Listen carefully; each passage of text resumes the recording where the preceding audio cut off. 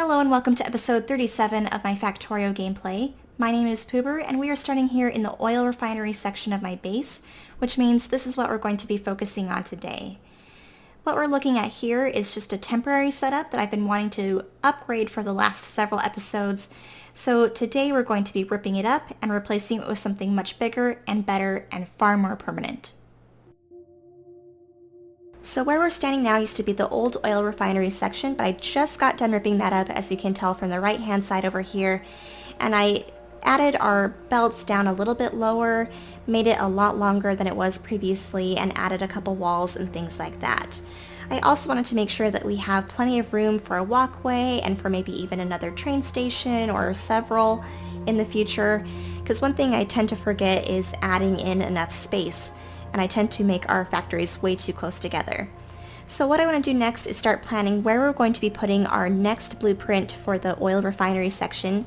The blueprint I'm going to be using today is actually one featured by Exterminator in his Building a Better Factory playlist. You can check it out in the link down below. But the one I'm using is actually Yoni's oil refinery blueprint. It is the version where he has the products barreled, but he does have another version where it does go into the fluid wagon or into the oil tanks. So one thing I like about this one is that it should make all of the primary oil or fluid products, and what I mean by that is the light oil, the heavy, and then the petroleum gas, of course. So from what you can tell, it is a huge blueprint and has a lot of beacons. It's probably the most extensive blueprint that I will have ever placed at this point. It's going to be very taxing on our energy.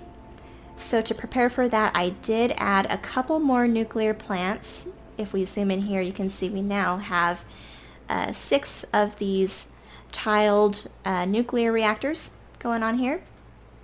And then the other thing I did was make sure that we have water coming in and supplying it through this railroad right here. And that is fed by the water put in from here. So I've got that hopefully on lockdown. We should have plenty of electricity, I'm hoping, to power this very massive factory that we're going to be installing. The problem for now is that we have this in the way, so I'm going to go ahead and get rid of this, and then I'll see you in just a second. And we're back. The robots just got done picking up all of the miners and the belts that were on this patch here. I do have the ore eraser mod, but I'm going to go ahead and not delete this patch for now, just in case we end up moving the blueprint and can use this patch in the future. So for now, let's take a look at our area that we have. And if you'll notice that we are on a lighter green colored ground, and that means this is all landfill that I've put in. And that extends all the way from the bottom here, all the way to past this line of belts over here. And the reason for that is because I want to make sure that we have plenty of room for the blueprint. It is pretty massive and definitely long, even on its own, but another consideration that I have is that I want to make sure it's actually not in the network this time. The reason for that is I want to make sure that we have a finite amount of robots only available in the factory that we're going to be placing down itself. How I'm going to solve this for how to get our barrels where we need to go in the future is probably adding another train station to the far left where we have our robotic bays, and then we're going to have the barrels delivered via train back into our main logistics system. So if you can tell from the far left where we have those yellow dotted lines, that means that we are currently connected to the main logistic network. So we want to make sure that we bring the blueprint down far enough where it's no longer connected. Okay, right there is as far as we need to go down. So now I'm going to go ahead and just make sure that we have it lined up where I want it. I'm thinking we'll kind of get it centered with these middle beacons that we have here. So right about there, I think we'll do it. So our robots are going to go ahead and get to work filling this in. I'll go ahead and add a couple more robotic bays just temporarily so that the rest of our construction robots in our main network can get to filling this in. And then we'll go ahead and delete those robotic bays. But otherwise, I will see you guys in just a second as soon as this is done. And here's the finished product. It is quite the massive blueprint.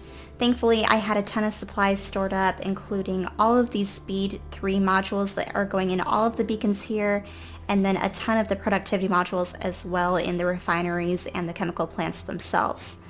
So let's go to the very far left-hand side of the blueprint over here.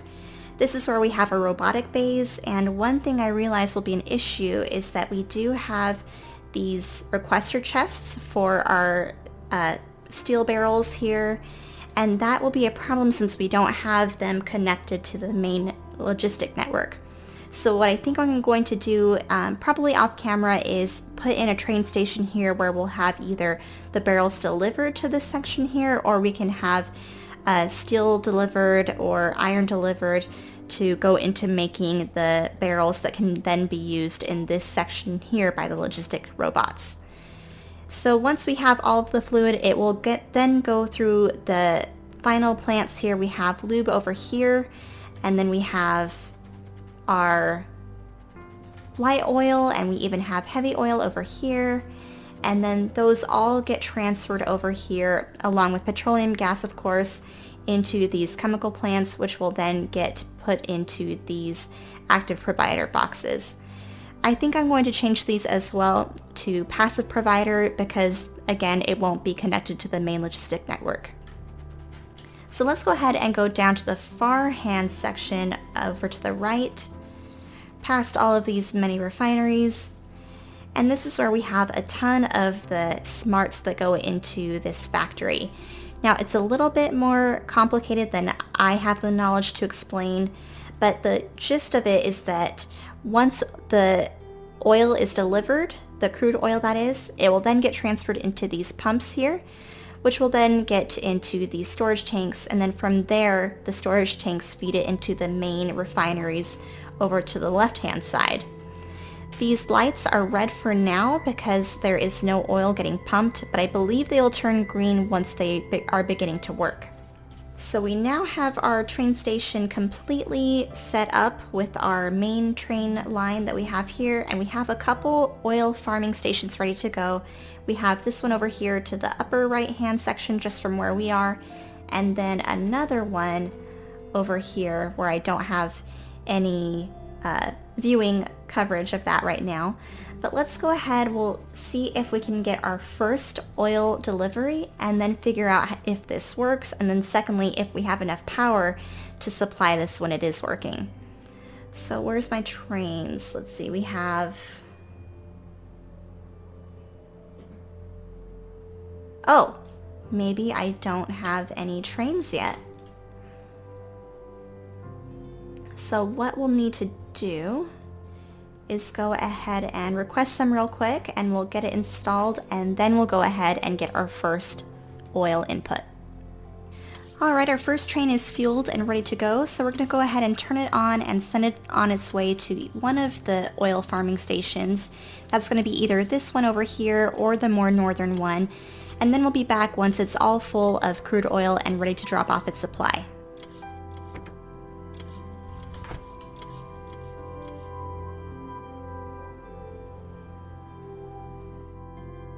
So I'm a passenger in this train over here. I got a little excited, so I wanted to see it fill. It is now 100% full, which should be 150,000 crude oil between these two cargo wagons. And now we're dropping off our load for the first time here. And let's take a look at it in action. Okay, so it is turning green when each tank is dropping off the crude oil into the main pipe supply, and there the train leaves going to pick up some more crude oil. And gosh, it looks like it is just flooding the system here. Looks like most of the time it's these two that are working, not 100% sure why, but they're going ahead and getting fed into the main refineries. But how come it's not working? It does have water. Yep, they have water. What's going wrong here? Let's take a look.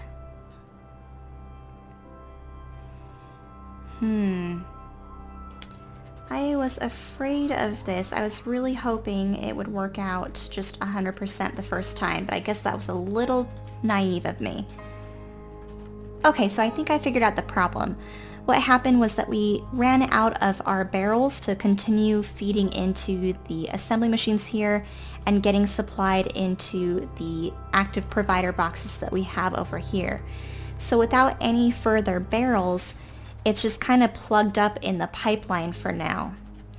So that's unfortunate. I guess I won't be able to solve this problem unless either A, I actually end up connecting it to our main logistic network, which is something I want to try and avoid because I do want to keep these robots in this section here without connecting it and getting used by the main system.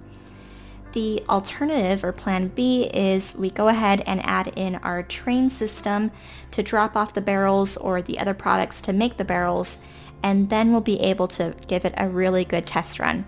So I'll be back once we've got a better solution.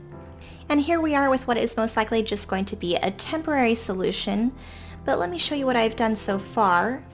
What we did was add in another train station over here to the left of our robotic bays, and what this will do will serve a couple of different purposes. The first being that in these blue boxes over here, we're going to be having our fluid barrels delivered into these requester boxes and then put onto a cargo wagon.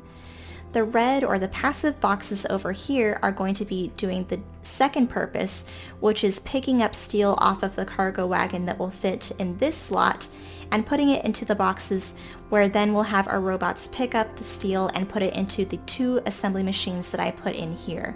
We've got one up here at the top and another here at the bottom. Once steel is into the assembly machine, it will make barrels, which will then get delivered again by the robots back into the system to essentially do a feedback loop there. So let's go ahead and we'll go up and see where I have the steel feeding into the train. I just took it straight from our main bus system, so it's feeding in here, and the purple boxes here are where we're going to be having our fluid barrels placed into, and then the logistic network robots will take it anywhere else it needs to go from there. So let's go ahead and we'll turn the train on and see if it works.